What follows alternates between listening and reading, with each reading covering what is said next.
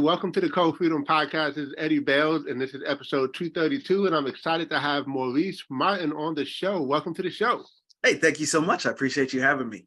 Yes, sir. And, I really enjoy having someone like you on the podcast. We talk about freedom a lot, and the most important level of freedom, in my opinion, is spiritual freedom, right? That's because it. if we don't get our soul right, then nothing else really matters. That's it. And so I thought your story was really fascinating. And so, tell us a little bit about yourself. I know you wrote a book called Your Butt is Too Big. So Yes, tell us sir. a little bit about that and how it came to be about. Yeah, absolutely. So a little bit of my story. So I'm 39 years old right now. I have like a little bit of a baby face, but in my 20s, I was a professional musician and had, a lot of great experiences, opened for some big acts, had national licensing deals, MTV, VH1, all that good stuff, was signed to a couple independent record labels. So on paper, my life was in a great place. But in real life, in all actuality, I was miserable. I was fighting depression. I was fighting anxiety. I had a lot of childhood trauma that I hadn't healed from. And so eventually, my music career fizzled out and I was left with the remnant of it. I was left with, well, now you don't got nothing but you, and you don't like you. What are you going to do about it? And I'll be honest in saying my life got to a point where I was suicidal. I didn't know if I wanted to be here on the earth anymore.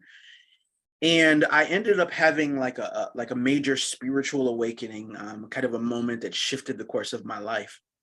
And since then, I became a spiritual life coach. I became a counselor. And then, eventually an author. And so my new book, Your Butt is Too Big. It's this concept that we've all said, man, I would be farther in my life right now, but yeah, well, I would be working on that with my mental health, my physical health, my financial health, whatever it is. And I believe that your butt is directly tied to the things in your life that you have not processed, healed from, or dealt with. In other words, you had some past disappointments and they're affecting the way you make decisions. You have some trauma, some drama, some pain you've been through, and you haven't healed from it. So it's affecting how you care for yourself, how you care for your spouse, how you care for your finances, you see what I'm saying? It affects everything. So your butt is too big just says, why don't you find a way to process what you've been through? Just like when you decide, you know what? I don't like the size of my gut. I want to start working through this stuff. I want to burn it off. I want to go exercise. I want to change my diet so that eventually the stuff that I have consumed no longer holds me back in my physical health. What if you process everything you've consumed emotionally so that it no longer holds you back with your spiritual health? And so that's really the principle behind kind of where I'm at right now and what it is that I believe in. Wow, man, there's so much to unpack in everything that you just said. We talk about this a lot on the podcast about paradigms and paradigm shifts and things like that, because, a lot of people don't realize that we operate today based off of how we grew up. Yeah. And we don't even know. Sometimes it's just what we caught. We weren't necessarily taught it. We just saw it. And that's just Absolutely what became our lifestyle. And we do it and we don't know why we do it. And then we wonder why it's not getting us where we want to go. So I just think this is so powerful and it's a great conversation. And, the last podcast that I did, the episode I did, we actually talked about there's no skip ad in this season. There's no skip ad in this season. And the thing that's interesting is that from all your past hurts and your trauma that you dealt with, this now has equipped you to be able to teach other people. So just think of all the people who wouldn't be free because of where you are now if you didn't go through it. But of course, it's not fun when we're in the mess. Yeah. And what you just said right now, I hope every person who's listening heard you, because the statement, if it's true for me, it's true for all of us, right? If you've been through a lot, Maurice, you don't understand. I've been through a lot of stuff. Okay. The question is, have you learned from it? Have you grown from it? Have you matured through it? Or did it just make you bitter and broken? Right? Like, get something out of the pain. Get something out of the experience. That's what we're saying. Some people, yes, you've got resentments from what you've been through, but you never really got any wisdom. You didn't grow and mature and become something different because of what you've been through. And I don't think that it's just you and I who can get there. You know what I mean? Like, that's not a thing. I'm not a superhero. I'm just a guy who dealt with my stuff. And why can't every other person do that? I think everybody can. Oh yeah, I totally agree. And you talk about in your book about how, when people are stuck and how they can get unstuck. Just Mhm. just give us one idea of someone that, because I know somebody listening saying, like you said, you don't understand my situation, and I've been through it all, and blah blah blah. And hey, we're not negating what you've been through, Mm-mm. but there is a way out. And so, if you don't mind telling us just one way people can get unstuck. Sure, absolutely. So the first thing is you have to be willing to know what you're stuck in, right? So in my book, I break down 7 principles. And the first one is simply evaluate your situation, right? So you're trying to get unstuck and you call your boy and you're like, hey, I'm in my car and I'm stuck. Are you stuck in the snow? Are you stuck in the mud? Are you stuck in the driveway or on the highway? Where are you stuck? What's the vehicle you're stuck in? How long you been stuck? Is there traffic around you? Is there nobody around you? Because the situation you're in matters. And so what I think that we need to do is, it's important that you say, okay, I've been stuck for a while, but what does that mean to me? Like for Maurice, for me, when I was stuck, I didn't want to live anymore. I had a point in my life when I was stuck, my finances were off. When I was stuck, my relationships were broken. Well, for some people, they're stuck and they've got 6 figures. They're stuck and they've got a beautiful family. They're stuck and they're the CEO of a company. And stuck on paper is not apparent, because they're only stuck when they lay their head down on the pillow at night and they think about their life and they realize that they've been keeping themselves busy to run from how they feel. Stuck looks different on you than it does on me. Stuck feels different than it does. So the first thing you have to do to get unstuck is to know what your stuck is. How does Wow. it feel? What does it look like? What does it involve? Because once you figure that out, you can do something about it. If you're like, nah, I'm actually good spiritually. I'm not spiritually stuck. I'm physically stuck. Cool. Now we can go get you to the right fitness instructor to help you with that. You know what, Maurice? I'm actually good physically. Like, I'm taking care of my body. I'm prayed up. I'm doing my self-care. My finances are off. Well, we're gonna send them to you. So what kind of stuck are you? You see what I'm saying? Like, I gotta know what kind of stuck I am so I know where to go. Yeah, that's so good because each stuck requires a different tool, you know? Yeah, That's yeah. that's really, really powerful. I love that. I Mhm. love that. So, you say that you're a spiritual coach, and I know people will normally say I have a pastor, but tell us about being a spiritual coach. What does that look like, or how does that actually work? Sure. Well, it all depends. There's a lot of different types of spiritual coaches. So for me, in some ways, spiritual coaching looks like discipleship in some ways, and in other ways, it looks like accountability. Right? It looks like multiple things. So the example that I would give you is, a person will come up to me. I've got chaplains who come to me. I've got elders of churches. I mean, I have a lot of different types of people who have come to me. And then I also have business owners. And you know what I'm saying? A lot of different types of people I've worked with. So we sit down and I say, what is it that you're looking to accomplish? Where do you feel stuck? And then we come up with plans and we come up with a system of accountability. So I'm helping you to kind of look at your situation. I'm helping you assess your situation. And then I'm providing accountability to make sure you're working through your situation. I don't replace your pastor. I supplement your pastor. Your pastor is going to keep discipling you. Your pastor is going to keep praying for you. Your pastor, if you got a good pastor, you're going to keep going to them for a word or for scriptures to read. I'm going to do the same thing. You come to me, I'm going to say, where are you at? Let's talk about your feelings. Let's talk about your emotions. Let's talk about, and then sometimes we're going to say, okay, have you prayed about this yet? Before you came to me, did you pray? What is God saying? If you haven't talked to God yet, let's sit down right now and do that. So I handle a bunch of different things, and then I also handle life strategy. Okay, so A person will say, look, I want to start a nonprofit organization and I kind of know how I want to build it, but I've been afraid to really get into like the fine details of looking for the grants and looking for the board and looking for the things I want. What are the reasons you haven't done what you want to do yet? So we're going to have a conversation because I'm equipped. I've counseled and I've done so many things. We're talking about what is the fear? Where's the anxiety coming from? How are you handling the fear, the anxiety, and the worry? What are the things from your past that are affecting your inability to move forward in the thing that you say you believe in? So you want to build this thing and you're on fire about it, but you won't build it. You feel like you're meant to write this book, but you won't write it. What is it from your past that's keeping you from writing the book? Your pastor doesn't always have time to sit down and go over that with you. You see it, like you don't always have the time to really sit down and go, oh, wow, let's just spend an hour talking about how that thing that happened to me when I was 6 is affecting my confidence in writing my book now at 46. So we go there and we deal with the emotional stuff. And then we say, okay, now let's come up with some practical goals. Some practical goals have to do with self-care. Some practical goals have to do with your prayer life. Some practical goals have to do with, I expect the first chapter of your book to have been started by the next time I see you. And we'll talk about the experience and how it felt and how it worked. I had a client I was working with last week. I know this is a long answer, but a lot of people have those questions. Why do I need a spiritual coach?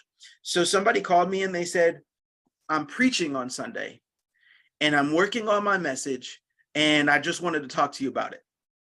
And we're having a conversation, and during the conversation, the person says, there's something I feel like I'm supposed to discuss in my sermon, but I don't feel ready to discuss it. And so we spent the majority of our hour talking about what it was they were afraid to assess and proceed with in their message. So on Sunday, I watched their sermon and I watched them confidently talk about the thing they were supposed to talk about. That doesn't mean they couldn't have had the conversation with their pastor. It means that they chose to have it with me, and I supplemented probably what their pastor said to them. I gave them more. I gave them some fine tuning. I gave them some thinking exercises and some prayer exercises. Then I interceded for them while they prayed, while they preached. So when you're a spiritual coach, you can just like be in it in a whole bunch of different places. Man, I'm just getting so excited over here because like you just said so much. And like for instance, the pastor will preach, but then that word, like how did it get implemented? Yeah. And the whole very definition of a coach really is somebody who can be accountable. Like we know how to work out, but when you go get a coach, you can make sure you actually do the workout. That's it. When you go to the doctor, does the personal trainer eradicate the importance of the doctor? No. You go to your doctor says, listen, I need you to focus on your weight. I need you to focus on your diet. I need you to focus on, well, when I go to the dietitian later, or when I go to the personal trainer, that doesn't mean that the doctor was irrelevant. It means that they work together to help you with your physical health. Exactly. I'm just working with the people that you're already working with to help you with your spiritual health. Yeah. I'm less pastoral and more prophetic. Okay. Right. So you have to also know where you are in the body. That's a whole other conversation. We all work together. Like I'm the type of person who like I can sit with you and I can be like, I have a word for you right now. And I'm sensing that this is something that the Lord is trying to get to you. Are you receiving that? That's different than being pastoral in some ways. You know what I mean? And so it's understanding the role you play. That's all. Yeah, it's huge because I talk about this a lot is that I believe the reason why most people are not where they want to be is because of accountability, right? We know what Yes. to do, but we don't do what we know. Yes. Yes. Because it's hard. It's hard to do what you know.